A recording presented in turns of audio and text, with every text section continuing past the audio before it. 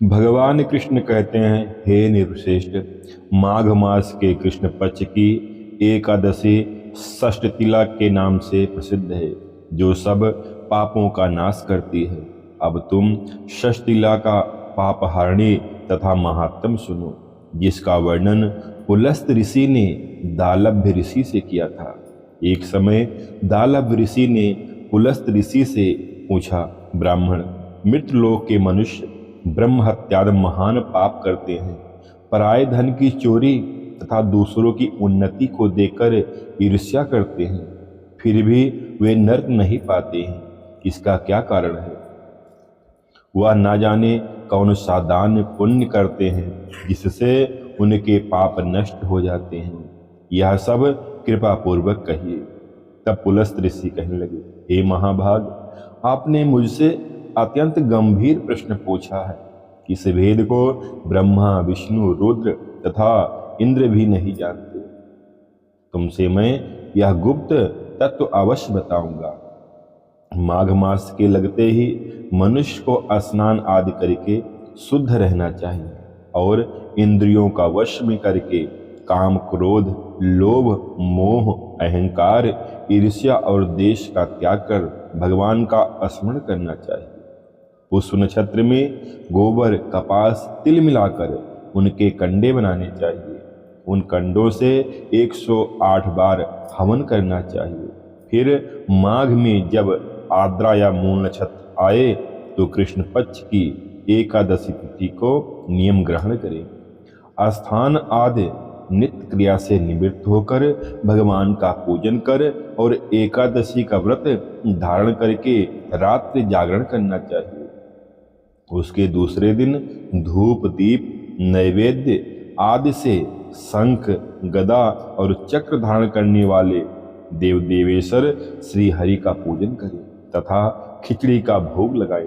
तत्पश्चात पेठा, बिजौरा और नारियल से भगवान का पूजन कर अर्घ, इसके अभाव में सीताफल या सुपारी से अर्घ देकर स्तुति करनी चाहिए।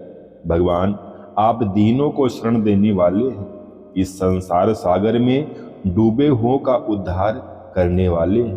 हे पुंडरीकाक्ष, हे विश्वभावन, हे शुभ्र, हे पूर्वज, हे जगतपते, आप लक्ष्मी सहित इस तुच्छ अर्घ को ग्रहण करें। इसके पश्चात जल से भरा हुआ कुंभ ब्राह्मण को दान करें तथा ब्राह्मण को श्यामा गाय और तिल पात्र देना भी उत्तम है। तिल स्नान और भोजन दोनों में श्रेष्ठ हैं, अतः मनुष्य को तिल दान भी अवश्य करना चाहिए।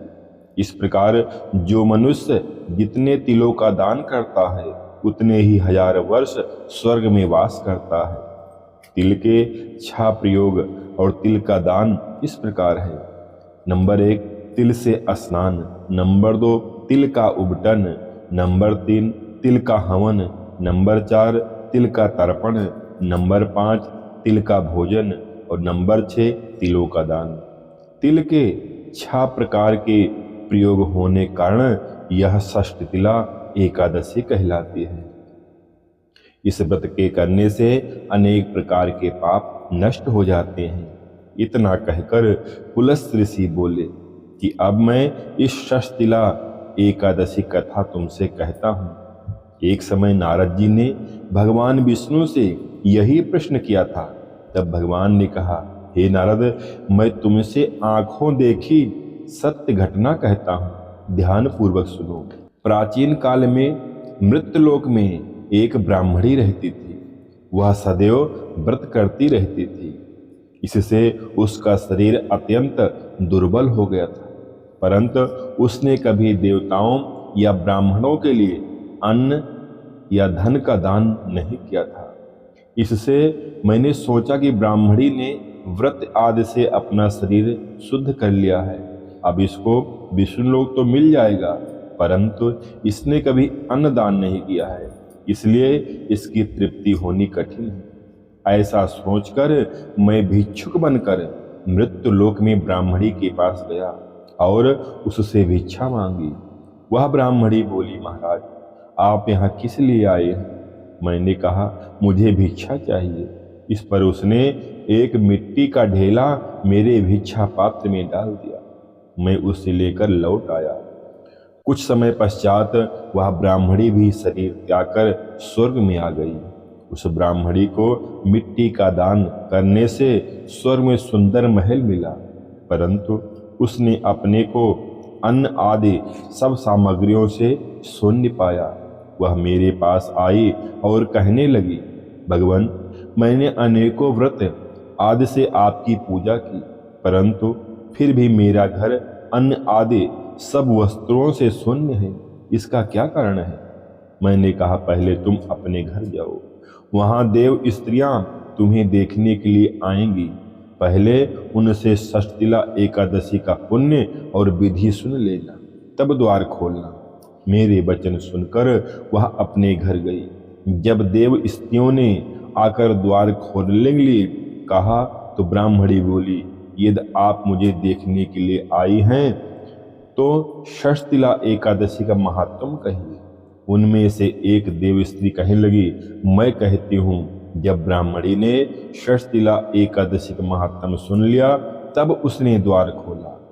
देव स्त्रियों ने उसे देखा कि ना तो वह गांधर्वी है और न आसुरी है, वरन पहले जैसे मानुषी है। उस ब्राह्मणी ने भी देव स्त्रियों के कथन अनुसार षष्ठिला एकादशी व्रत किया। इसके प्रभाव से वह सुंदर और रूपवती हो गई तथा उसका घर अन्न आदि समस्त सामग्रियों से युक्त हो गया।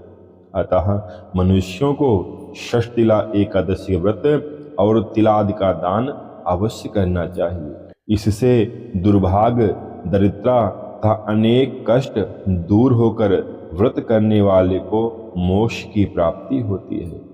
बोले कृष्ण भगवान की जय, बोले कृष्ण भगवान की जय। आप सभी को माघ माह कृष्ण पक्ष षष्ठिला एकादशी कथा पसंद आई हो, वीडियो को लाइक करके कमेंट में जय श्री कृष्णा अवश्य लिखिएगा और यह वीडियो औरों के पास शेयर करके आप भी पुण्य का लाभ ले लीजिएगा। धन्यवाद। जय श्री कृष्ण।